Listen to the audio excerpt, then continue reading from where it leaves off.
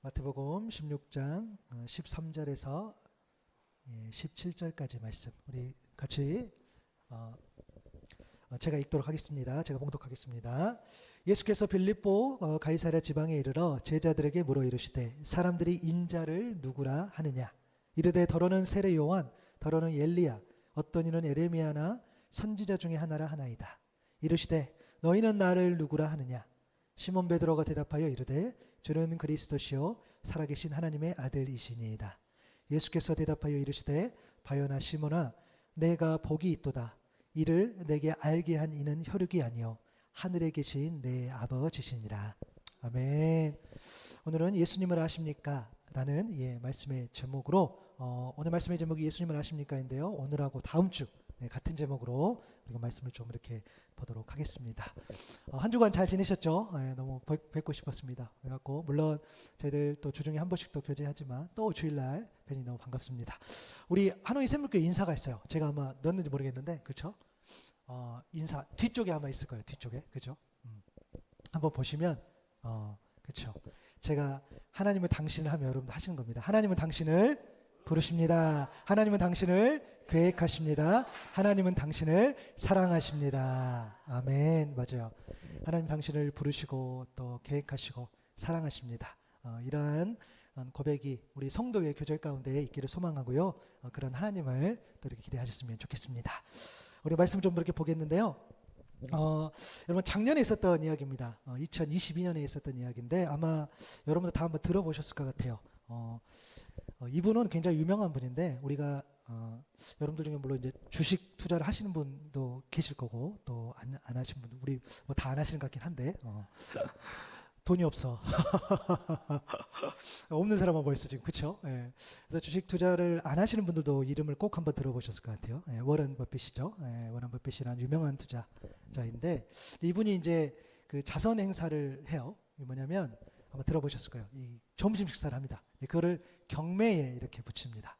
경매라는 것이 가장 높은 금액을 이렇게 써서 내서 낙찰을 받는 거잖아요. 그래서 이 사람과의 식사, 내가 얼마를 내면 이 사람을 식사할 수 있을까라고 했을 때 이제 그거를 이제 경매에 붙여서 가장 큰 금액이 낙찰이 되고 그 돈을 이제 기부하는 그런 형식인데요. 그게 이제 보니까 작년이 마지막이었나 봐요. 작년까지 이 일이 진행이 됐다고 합니다. 사실 이 워런 버핏 같은 유명한 사람 그렇죠. 저도 이름은 너무 많이 들어봤죠. 이 사람은 그 세계 부자의 순위 5위랍니다. 그죠? 재산이 얼마나 물론 이분이 1등일 줄 알았는데 더 있어요. 더 있고 그리고 이제 이분이 이제 운영하는 그 회사는 이 시가총액이 1,000조에 달한다고 합니다. 1,000조를 뭐 너무 커가지고 이게 뭐 가늠이 안 돼요. 그렇죠? 그래서 여러분 얼마를 내면 이분과 식사할 수 있을 것 같아요? 얼마를 내면? 이게 지금 2000년부터 계속 진행이 됐는데 한 20년 가까이 된 거죠. 그래서 작년이 마지막이었는데 작년에 이분이 이제 그 식사를 이제 경매에 점심식사 했는데 1,900만 달러에 낙찰이 됐대요. 그러니까 한 250억 정도. 도대체 뭘 먹길래, 그죠? 아마 먹는 거는 뭐 또 화들 것 같아요, 그렇죠? 아무리 부자라고 해도 뭐 하루 3끼 먹을 것이고 또 하루 한 끼 먹을 때 뭐 2그릇 3그릇 이상 먹겠습니까?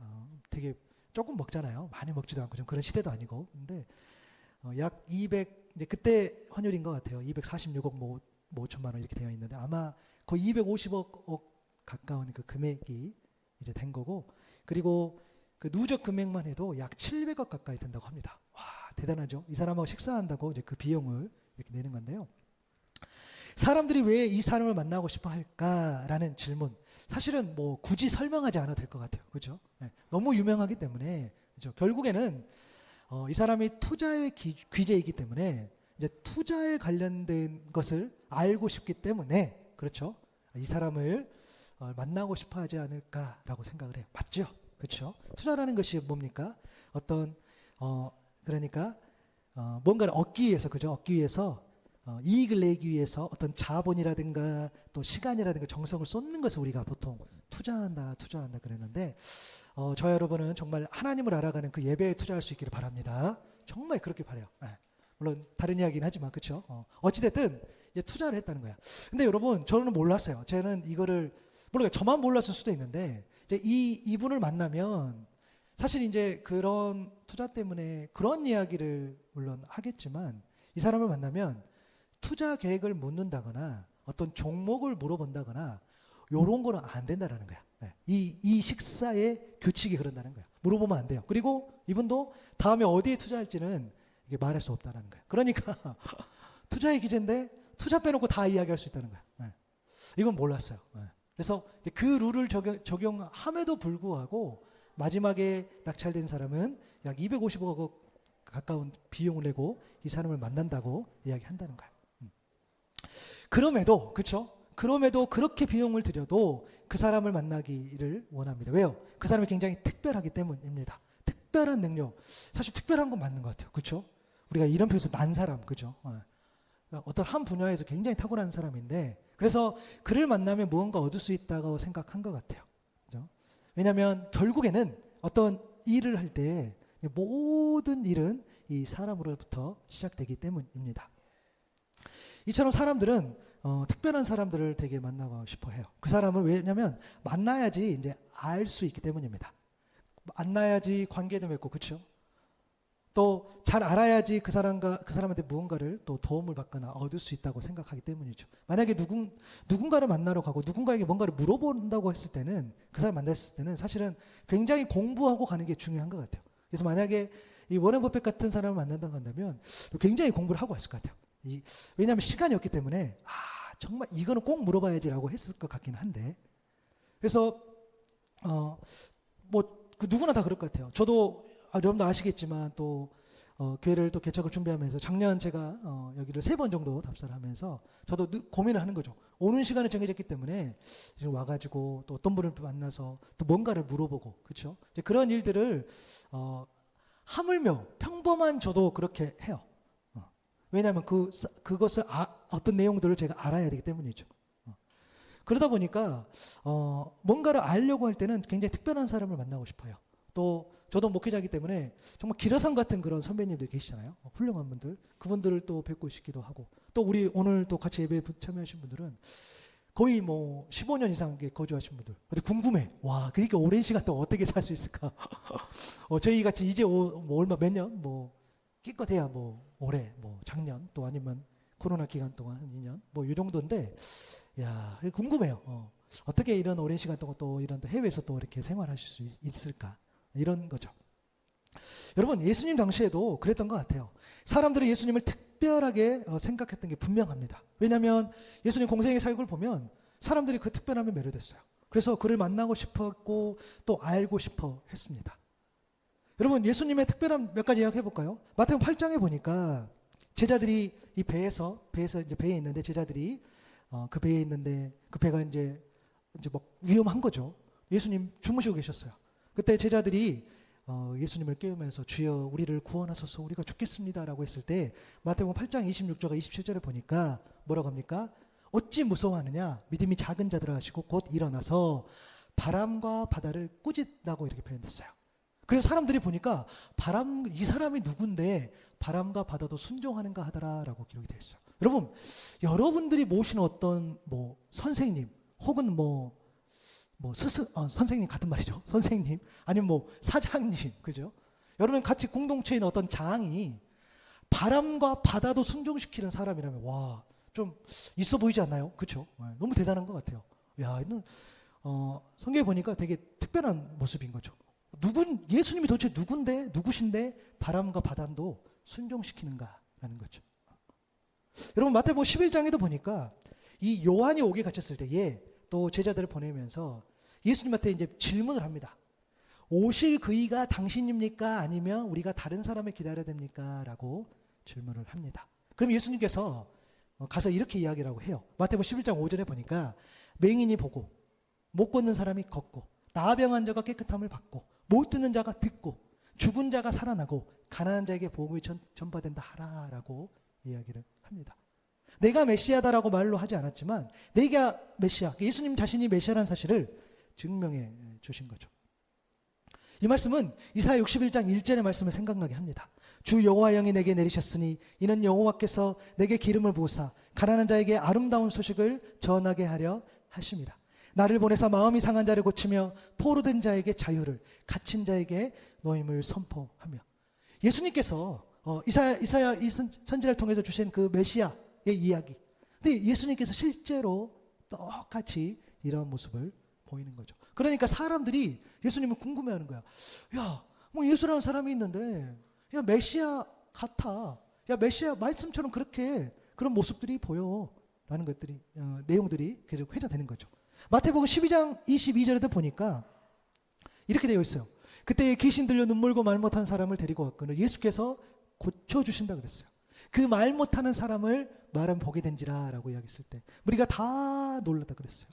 말을 못하는 사람까지도 고쳐주시는 예수님을 보고 다윗의 자손이 아니냐라고 했다.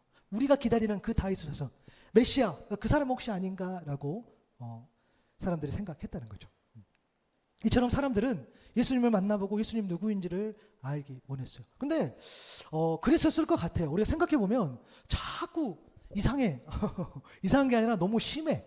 그 어떤 행적들 말하는 것들이 그때 너무한다는 거죠. 이런 상황 속에서 오늘 이제 예수님께서 그런 내용을 알고 계시죠. 알고 계시는데 이제 제자들에게 그런 질문을 하는 거죠. 그러면 사람들이 인자를 누구나 하느냐? 마태복음 16장 13절 14절 오늘 본문이죠. 이제 제자들에게 물어봅니다. 야 그러면 사람들이 나를 누구로 하느냐? 그런 어떤 소문들 사람들이 생각하는 그런 내용들을 모르지 않으셨을 텐데 그때 14절에 세 사람의 이름을 거론합니다. 세례 요한, 엘리야, 에레미야 같은 그런 선지자 중에 하나입니다. 라고 이야기를 합니다. 여러분 그러니까 유대인들 입장에서 이스라엘 사람에서 봤을 때는 이 특별한 사람의 이 기준이 되는 것 같아요. 물론 여러 사람이 있을 수 있으나 그들이 이야기했던 세례 요한 그리고 엘리야 그리고 에레미야 같은 사람이 라고 그 사람 중에 하나가 아닙니까? 라고 이야기를 한다는 거예요. 여러분 세례 요한 이건 좀 정말 비범하죠. 세례 요한은 마태복음 14장 1절 2절에도 보면 헤롯이 소문을 들었다 그랬어요. 그래서 예수님 능력을 보니까 야 세례 요한이 혹시 살아난 거 아니냐 그렇게 이야기를 한다는 거예요. 여러분 세례 요한은 사람들에게 굉장히 비범한 사람이었어요. 마가복음 1장 6절에 보니까 낙탈털 옷을 입고 허리에 가죽띠를 띠고 메뚜기와 석청을 먹더라. 와 이건 뭐 광야의 사람 그렇죠? 그 비주얼만 봐도 엄청났어요. 그런데 사실 사람들이 세례 요한을 입에 오르고 그 사람이 특별하다고 본 이유는 그 사람의 비범함이 이 겉모습에 있는 것이 아니라 그 사람이 전하는 메시지에 있었다는 거예요. 마태복음 3장 7절부터 보면 세례를 베푸는데 바리새인과 사두개인들이 왔어요. 그때 세례 요한이 뭐라 그랬냐면 이 독사의 자식들아 누가 너희를 가르쳐서 임박한 진도를 피하라 하더냐라고 이야기해요. 이게 무슨 내용이냐면 세례를 받으러 와서 그러니까 세례만 받으면 죄가 다 사해진다고 생각했어요. 그런 종교적 의식만 있으면 이제 굳이 몸에 이렇게 허물 많아도 상관없어. 하나님 다 용서해 주시겠지. 그리고 세례만 받으면 돼. 라는 의미로 이야기를 하는 거예요, 지금.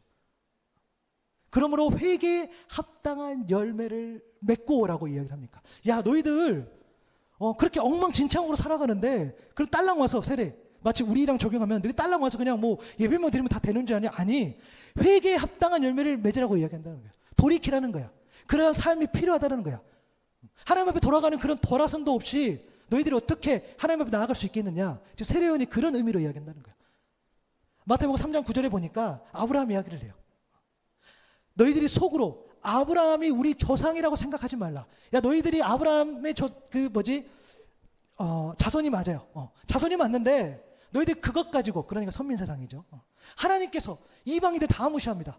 본인들은 정작 엉망진창으로 살아가면서 이방인들 다 무시해요. 왜? 나는 내 조상은 아브라함이니까. 우리는 선택받은 백성이니까 그렇게 이야기를 해요. 그때 세례요한이 뭐라고 얘기합니까? 하나님이 능히 이 돌들로도 아브라함의 자손이 되게 하신다고 이야기했어요. 너희들이 그렇게 말한 그 아브라함 자손, 야 그거 아무것도 아니야. 능히 이 돌들로도 하나님께서는 그렇게 하실 수 있어. 그러면서 10절 더 세게 이야기하는 거죠. 이미 도끼가 나무 뿌리에 놓여 있으니 좋은 열매를 맺지 아니하는 나무마다 찍혀 불에 던져지리라. 좋은 열매, 회개에 합당한 열매. 너희들이 하나님 앞에 돌아섰는지, 너희들이 정말 그렇게 살고 있는지 그게 없으면 안 된다고 이야기하는 거죠. 마태복음 7장 21절에 같은 이야기를 예수님이 하시는 거죠. 나더러 주여 주여 하는 자마다 다 천국에 들어갈 것이 아니요 다만 하늘에 계신 내 아버지의 뜻대로 행하는 자라야 들어가리라. 아멘. 여러분, 저는 마태복음 7장 21절 이 말씀이요, 사실 늘 이 이야기를 하고 싶어요. 우리 신앙생활 하는 사람들보다. 근데 이 이야기를 너무 많이 하면 신앙생활 하기 좀 힘들 것 같기는 해요. 우리 다 주여 주여 하잖아, 그죠? 근데 우리가 다 주여 주여 하는데, 우리가 그 소망으로 여기에 앉아있고 우리가 삶을 살아가는데, 그래서 하나님 그 천국을 우리가 바라보는데 다 들어가지 않는다 그랬어요. 주여 주여 하는 자마다 들어갈 것이 아니요 다만 하늘에 계신 내 아버지의 뜻대로 행하는 자라요. 말씀대로 행하는 자, 아버지의 뜻을 쫓고 추구하고 그렇게 가는 자가 천국에 간다라고 이야기를 하는 거예요. 그러니까 세례 요한의 그런 비범함은 겉모습이 아니라 이 메시지에 있었다는 거예요. 그런데 그 메시지와 준하게 혹은 그 메시지를 능가하는 예수님의 어떤 모습들이 공생의 이 사역 기간에 보이잖아요. 그래서 사람들이 야, 그 세례요한이 그때 그랬었는데, 세례요한이 정말 그렇게 했었는데, 세례요한 같은 사람 아닌가? 이야기를 하는 거죠. 그래서 세례요한이 나왔고요. 더러는 엘리야라고 이야기합니다. 엘리야는 열왕기상 17장에 보면 사르밧 과부 이야기가 나오는데, 그때에 이 엘리야가 그 과부의 아들을 살리는 그런 장면이 나옵니다. 그리고 그 죽었던 그 아이를 살리고, 그리고 너무 유명한 바알의 선지자 450명, 아사랴 선지자 400명과의 어떤 그런 대결들. 열왕기상 18장 21절, 이 말씀 넘어가고 열왕기상 18장 21절 한번 읽어볼까요? 21절입니다. 시작. 엘리야가 모든 백성에게 가까이 나아가 이르되 너희가 어느 때까지 둘 사이에서 머뭇하려느냐? 여호와가 만일 하나님이면 그를 따르고 바알이 만일 하나님이면 그를 따를지니라 하니 백성이 말 한마디도 대답하지 아니하는지라. 여러분, 너무 유명한 말씀이죠. 야, 너희들 자꾸 그 둘 사이에서 머뭇하느냐? 여러분, 여기에 참 우리의 삶이 다 담겨 있는 것 같아요. 오늘 또 여기까지 나오신 여러분을 환영하고 축복하지만, 또 우리가 하나님 앞에 나아가지만 우리가 늘 그 경계선에 있는 것 같아요. 머뭇. 때로는 바알 쫓아갔다, 때로는 하나님을 쫓아갔다. 늘 그 경계선에서 위험한 어떤 그런 인생의 어떤 그런 게임들을 우리가 하고 있어요. 그것은 뭐 비단 사역하는 목회자나 또 선교사나 또 성도들이나 다 동일해요. 그렇죠? 머뭇하는 그런 모습들이 우리 안에 있다라는 거죠. 엘리야가 바알 그 선지자들, 아세라 선지자 싸웠을 때에 아시겠지만 그 불, 그렇죠? 제단을 쌓아놓고, 야, 너희들 자꾸 머뭇 거리는데 진짜 하나님이라면 이 제단에 불을 붙여주실 것이다. 그때에 하나님께서 엘리야의 기도를 들어주시고 엘리야를 통해서 그 제단에 불을 지피십니다. 그리고 열왕기상 18장 40절의 말씀처럼 그들을 다 죽이는 그런 일들을 행하는 그 엘리야, 엄청난 사람이죠. 진짜 영적 그런 대가인 거죠. 다 불로 쓸어버리는, 그렇죠? 하나님 앞에 머뭇거리는, 그래서 하나님 뜻이 아닌 것은 불로 쓸어버렸던 그런 엘리야의 모습. 그래서 되게 세례요한도 그렇지만 이 엘리야, 그렇죠? 우리 선지자 중에 굉장히 대표적인 그 선지자라고 볼 수 있죠. 그리고 이제 예레미야가 나옵니다. 여러분, 예레미야는 사실 이제 눈물의 선지자라는 표현을 많이 써요. 맞아요. 그가 살았던 어떤 시대, 바빌론 포로 잡혀가기 그 마지막 기간 동안, 그러니까 남유다가 망하기 그때까지, 그죠? 그 안타까움들, 정말 하나님과 백성들 그 사이에서 너무너무 힘이 든 거야. 하나님은 자꾸 심판의 메시지를 선포하고, 물론 구원의 메시지도 같이 선포했지만 계속 돌아오라고 이야기를 하지만 사람들은 그렇지 않아요. 사람들은 냉랭해요. 그 심각성을 깨닫지 못해요. 영적으로 둔해요. 그러니까 이 사람 매일 오는 거야. 예레미야서 9장 1절에 보니까 어찌하면 내 머리는 물이 되고 내 눈은 눈물 근원이 됐고 죽임을 당할 때 내 딸 백성을 위하여 주야로 울리로다. 막 울어. 근데 여러분, 예레미야 물론 이제 우리가 선지서를 보면 되게 이제 힘들긴 해요.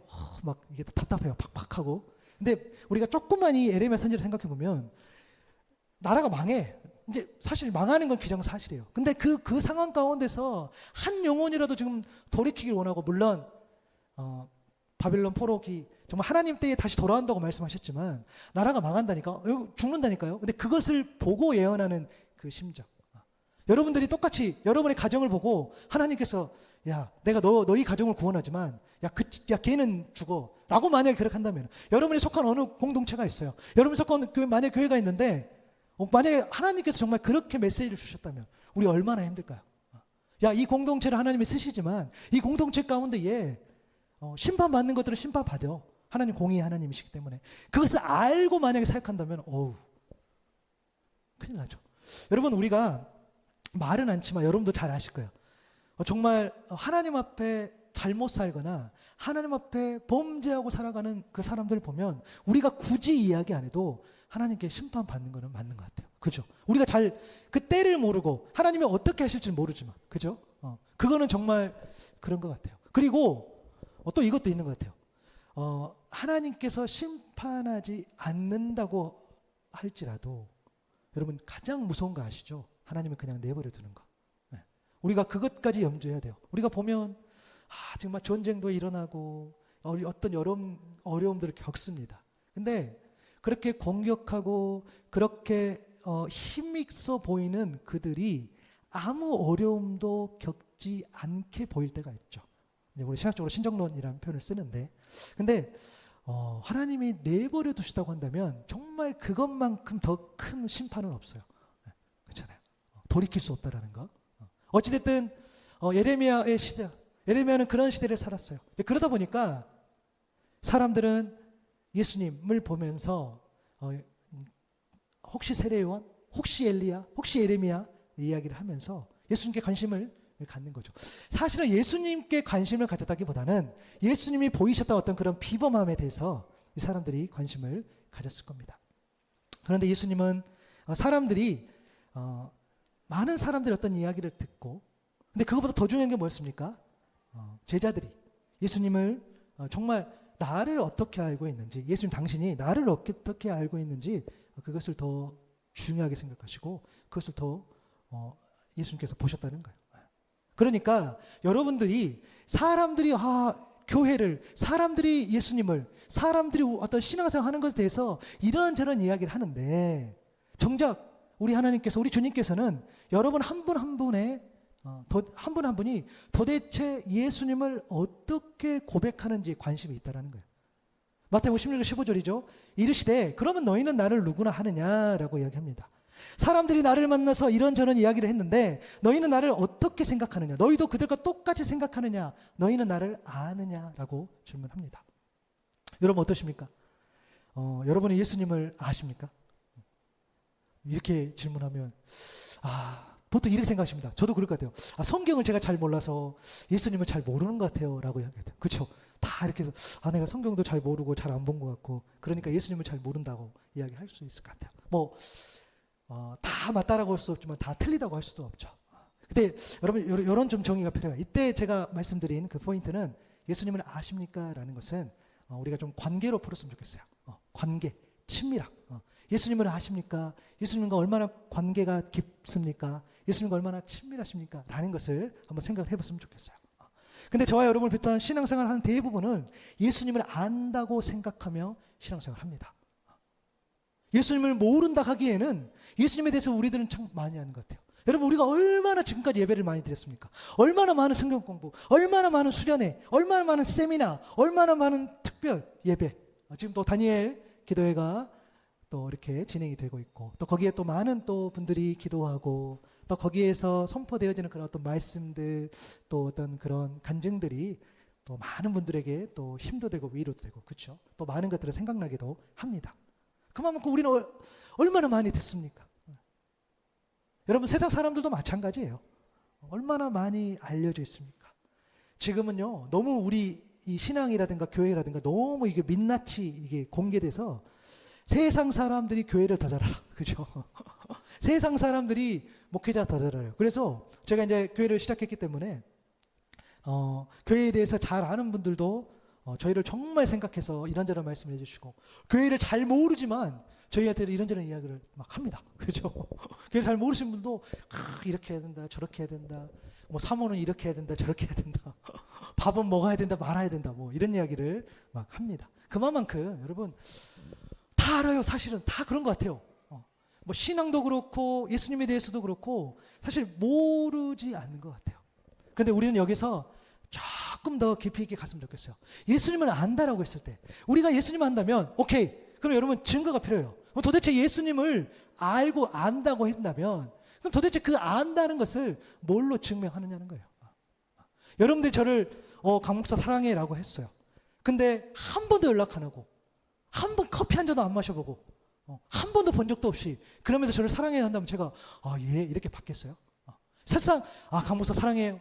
내가 관심 있어 라는 말을 하지 않는지라도 어쨌든 한 번씩 우리가 보고 인사하고 손 한 번 잡아주고 연락하고 카톡으로 잘 지내니라고 한다면 내가 저분이 나를 사랑한다라고 나를 섬긴다라고 이야기한다 하지 않는다 할지라도 이분 나에게 관심을 보이는구나 라고 여러분 하지 않겠습니까? 마찬가지라는 거예요. 그래서 여러분 좀 증거를 찾았으면 좋겠어요.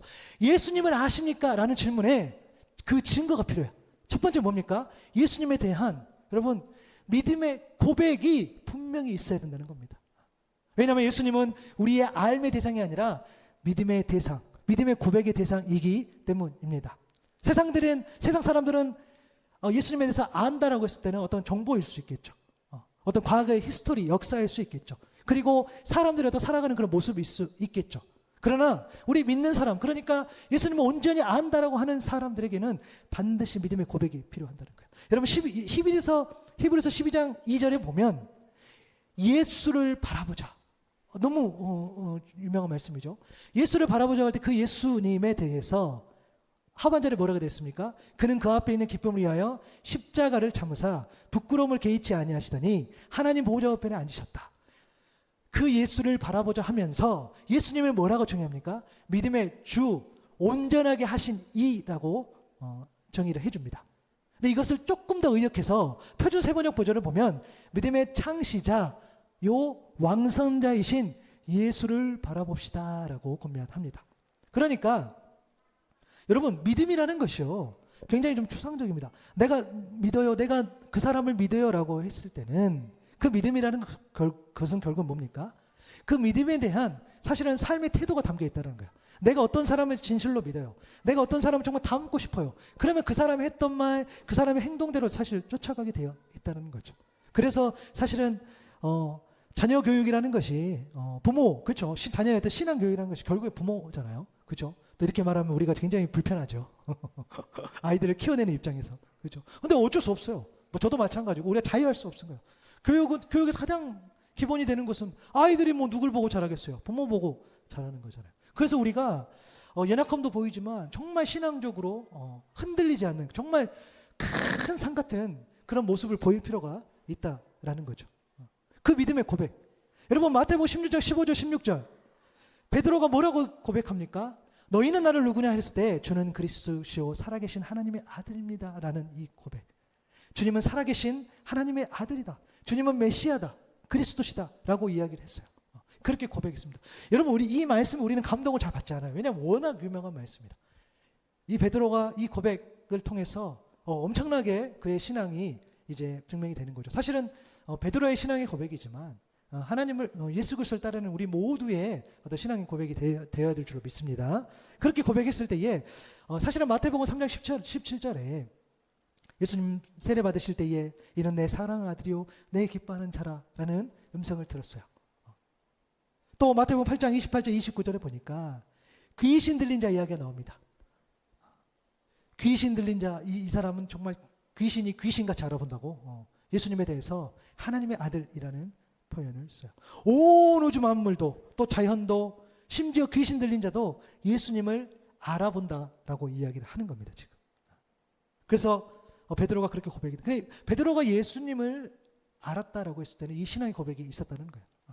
물론 처음부터 그렇게 고백하지는 않았겠죠.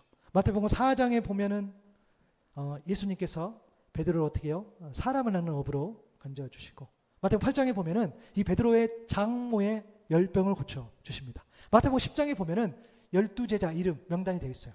그를 예수님께서 정확히 부르신 거죠. 그리고 마태복음 14장에 보면은 우리 잘 아는 거죠. 물 위로 오라 했을 때에 베드로가 물 위로 걷는 장면이 나옵니다. 이처럼 예수님은 어떤 베드로의 삶 속에서 찾아와 주셔가지고 그를 만나 주시고 예수님이 어떤 분인지 알게 하셨다는 거예요. 여러분 베드로도 그렇고 또 바울도 그렇고 다윗도 그렇고 성경에 굉장히 특별한 인물들은 마치 정말 어떤 그 신앙의 고백을 할 수 있을 정도의 어떤 사건이 있는 것처럼 보이는데요. 맞아요. 그것도 맞지만 예수님을 만난 모든 사람들을, 저와 여러분을 포함해서 우리 같이 아주 평범한 사람들도 우리가 하나님을 온전히 구하고 찾았을 때는 그 안에 예수님의 흔적이 있을 줄로 믿습니다. 여러분, 한 사람에서 우리를 만나준다는 거예요. 그래서 그 신앙의 고백이 굉장히 중요하다는 거예요.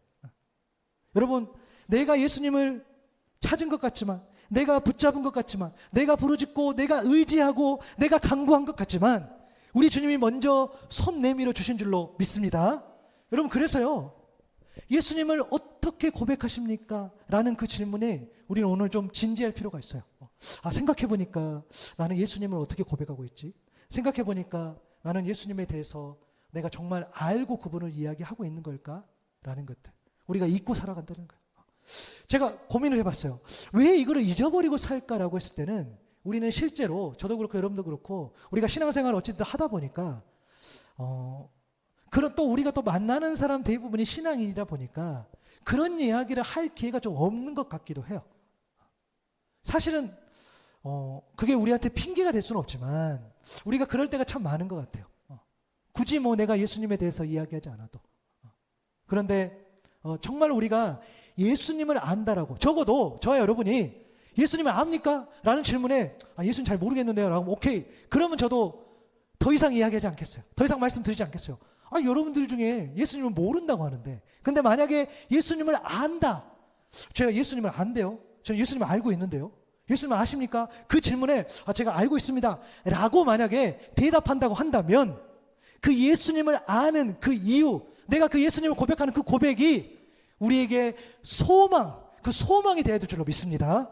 여러분, 베드로서 3장 15절에 보니까 너희 마음에 그리스도를 주로 삼아 거룩하게 하고 너희 속에 있는 소망에 관한 이유를 묻는 자에게는 대답할 것을 항상 준비하되 온유와 두려움을 하라고 이야기했어요. 여러분, 베드로서 이 말씀은 뭐냐면 그 당시 얼마나 힘들었습니까? 얼마나 어려웠습니까? 예수를 믿는다고 해서 그 박해받는 그때에, 어떤 시험과 역경 속에서도 그럼에도 불구하고 그것을 감수하고 지켜야 되는 그때에, 그러면 도대체 나는 죽어가는데, 나는 생명을 잃어가는데, 나는 예수 믿는다고 핍박을 받는데 도대체 예수를 아냐 모르냐 그 질문에 나는 안다고 이야기하는데, 그러면 도대체 그 예수를 안다고 말한 그 이유, 그 고백이 소망이 되지 않는다면 정말 그것처럼 우리에게 슬픈 일이 또 있을까 싶어요.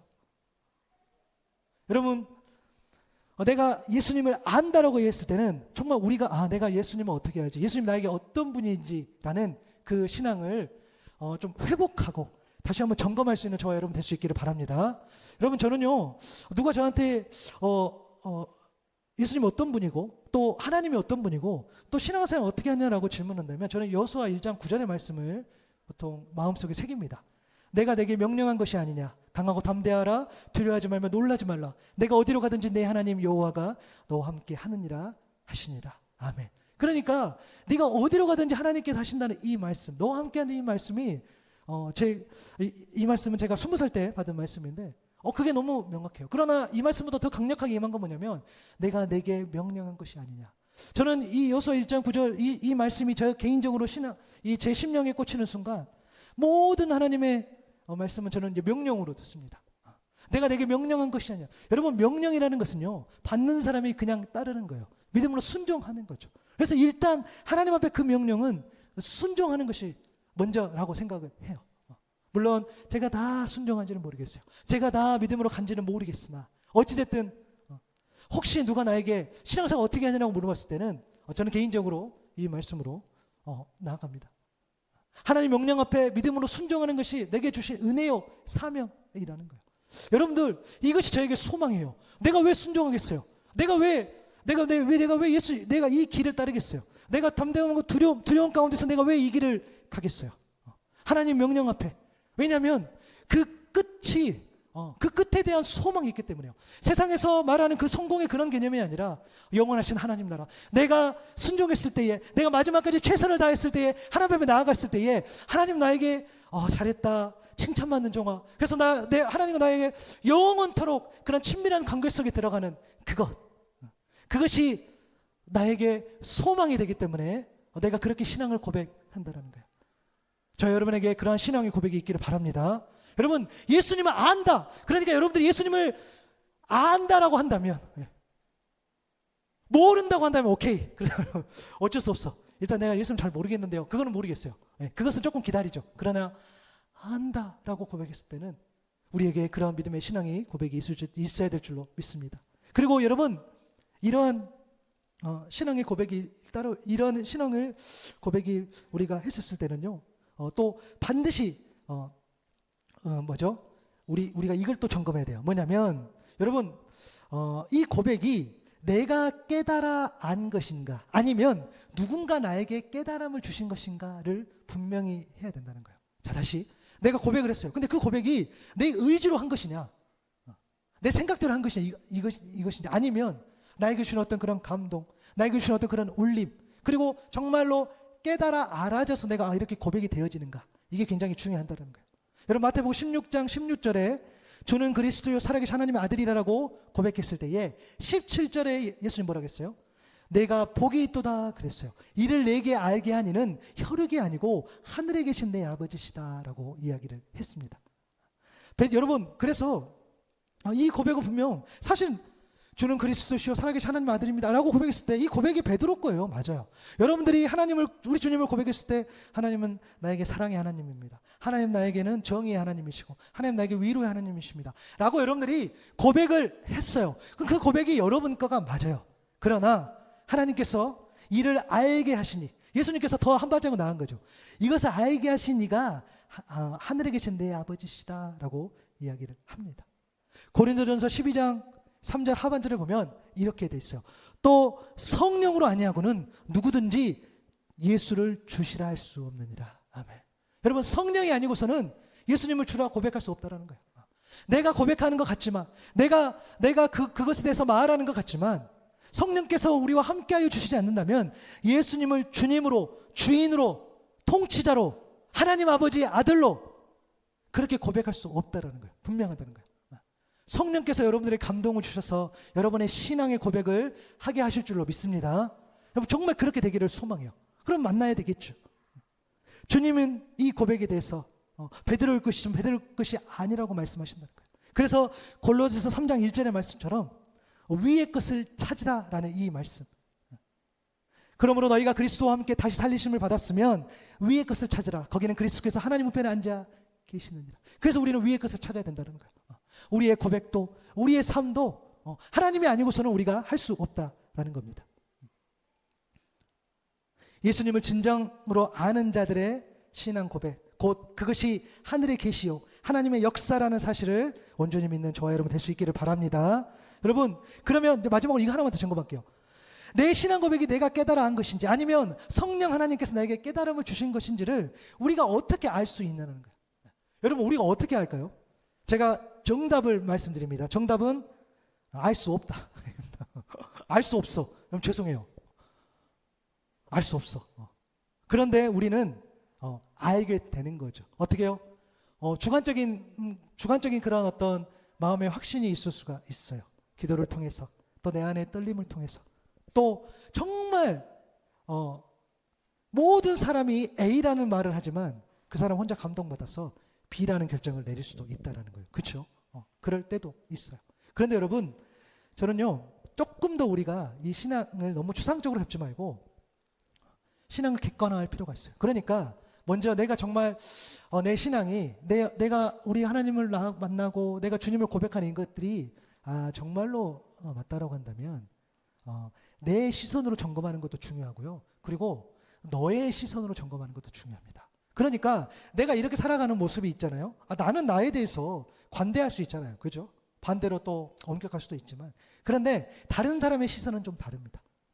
그래서 여러분, 우리는요, 교회 안에서만 머물면 안 된다는 거예요. 다른 사람의 관계를 통해서, 다른 사람 어떤 세상 속에서 정말 내가 하나님 말씀대로 살아가고 있는지를 도대체 뭘로 증명하겠습니까? 그거밖에 없어요. 관계를 통해서 내가 정말 그 현장에서 살아낸다는 거예요. 내가 가정에서, 교회 안에서, 세상 속에서 내가 다른 사람과 함께 살아갔을 때에 내가 정말로 말씀으로 살고 있느냐를 그때 다른 사람을 통해서 점검할 수 있다는 거예요. 교회 안에서 섬기는 거고 봉사하는 것도 마찬가지예요. 여러분 교회 안에서 상처도 받고 어려운 일도 겪습니다. 그렇게 믿었던 사람들이 나를 힘들게도 합니다. 그러나 우리 주님께서 그 일들을 허락하실 때가 있어요. 그 일들을 그냥 내버려 두실 때가 있어요. 진짜 속상하죠. 가슴 아프죠. 내가 그 사람을 믿었는데, 내가 그 사람을 정말 섬겼는데, 그 사람 나에게 전혀 다른 것으로 나에게 뭐 해코지까지 아닐지라도 나에게 이렇게 반응을 보인다면 우리는 굉장히 힘들 거예요. 그러나 우리 주님께서 보신 것은 뭐냐면 그때마다 하나님 안에서 어떻게 반응하고 말하고 행동하는 것은 하나님께서 보시는 것 같아요. 그래서 목회자인 저도 늘 그것이 가슴이 아파요. 내가 정말 하나님 뜻대로 말하고 행동하는 건지. 때로는 모르겠어요. 한 10개 중에 몇 개라도, 그렇죠? 몇 개라도 하나님이 정말 나는 싫지만 하나님 원하시는 대로 내가 말하고 행동하고 그렇게 되면 참 좋을 텐데 그렇지 못할 때가 너무 많아서 좀 안타까울 때가 있죠. 그런데 여러분, 우리가 정말로 내가 그 신앙의 고백했던 것처럼 내가 정말 우리 주님을 만나서 내가 정말 그 말씀대로 살아가요라고 했을 때는 다른 사람이 그것을 증명해 줄 수 있어요. 왜냐하면 여러분, 내가 예수 그리스도 온전히 믿었어요. 원수를 막 용서하고 섬기고 또 누군가 희생하고 도저히 사랑할 수 없는 사람을 사랑하고 참아주고 인내해주고 보통보다 더 그렇게 되어지는 거죠. 그런 말도 안 되는 일들을 행동할 때 보면 적어도 그 사람은 정말 진실로 하나님을 믿고 따른다는 거죠. 물론 목회자인 저도 부끄럽습니다. 많은 사람을 품고 사랑해야 되는데 잘 안 돼요. 그게 늘 숙제입니다. 고민입니다. 물론 포기하지 않고 나아가고는 있지만 그래서 늘 그것을 또한 기도하고 있지요. 예수님을 온전히 알고 신앙생활 여러분 하자는 거예요. 예수님을 아십니까? 라는 그 질문하면 아이고 제가 예수님을 알죠. 주일에 교회가? 주일에 여러분들을 주일에 교회 간다 라는 수준으로만 여러분들이 예수님을 안다 라는 말을 하는 게 아니라 그렇게 이야기하는 것이 아니라 그 이상의 관계와 친밀함으로 이야기하자는 거죠. 그럼 우리가 주님을 언제 만납니까? 바로 이 예배 때 만날 줄로 믿습니다. 그래서 이 예배가 너무 중요하다는 거예요. 이 예배를 통해서 말씀과 기도를 통해서 우리 주님을 만나게 될 줄로 믿습니다. 그 만나게 됐을 때 여러분 우리 안에 그 증거들이 나타나는 거죠. 먼저는 예수님을 아십니까? 라는 그 질문 앞에 내가 증거가 필요해요. 여러분 증거가 필요해요. 소망에 관한 이유를 여러분 준비를 좀 해주세요. 나는 이러한 예수님을 만나서 나는 이러한 삶을 살아간다. 여러분들 그렇게 좀 말씀해 주시기를 소망합니다.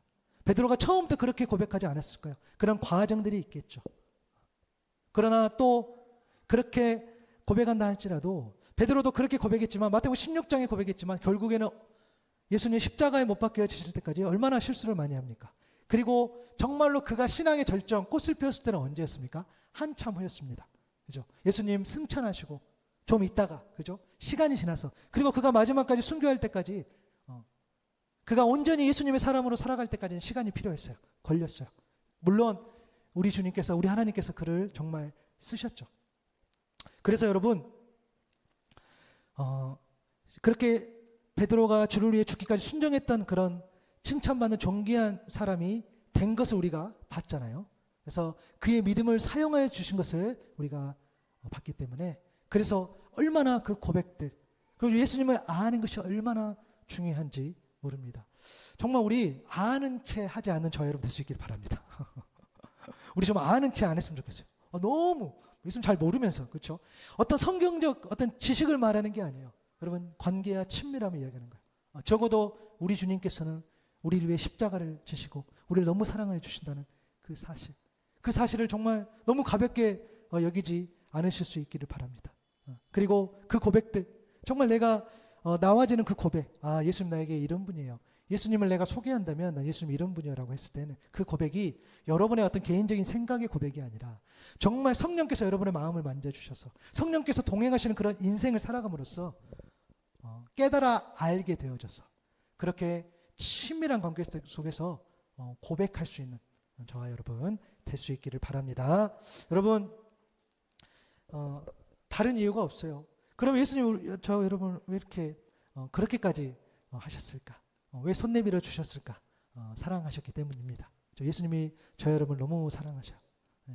그래서 우리가 처음에 인사했던 것처럼 여러분을 부르셨고 계획하셔요. 왜? 사랑하셨기 때문입니다. 그래서 이 예배를 통하지 않고서는 하나님을 만날 수 없으니 그 은혜, 예배를 드리는 그 은혜, 또 하나님 만나는 그 은혜를 가볍게 여기거나 값싸게 여기지 않는, 그래서 정말 예수님을 온전히 알아서 바른 신앙 고백을 통해서 그 고백이 소망이 가는 이유가 되어서 정말 그렇게 말씀대로 살아갈 수 있는 저 여러분 될 수 있기를 바랍니다. 주님, 예수님을 아십니까? 그동안 그렇게 많이 들었던 그 질문 앞에 우리가 다시 한번 또 나아갑니다. 혹시 우리가 예수님을 아는 채 하며 살아갔다면 다시 한번 한 주를 살아가며 이 예수님을 깊이 묵상할 수 있도록 주님 인도하여 주옵소서. 어떤 특정한 날에 우리 주님을 안다라고 이야기하는 것이 아니라 우리가 매 순간 우리에게 주어지는 그 일상 가운데서 내가 예수님을 압니다. 그 예수님이 나에게 소망이 되십니다. 그렇게 소망에 가는 이유를 늘 준비하며 살아갈 수 있는 우리 모두 되게 하여 주옵소서. 감사합니다. 예수님의 이름으로 기도드립니다. 아멘.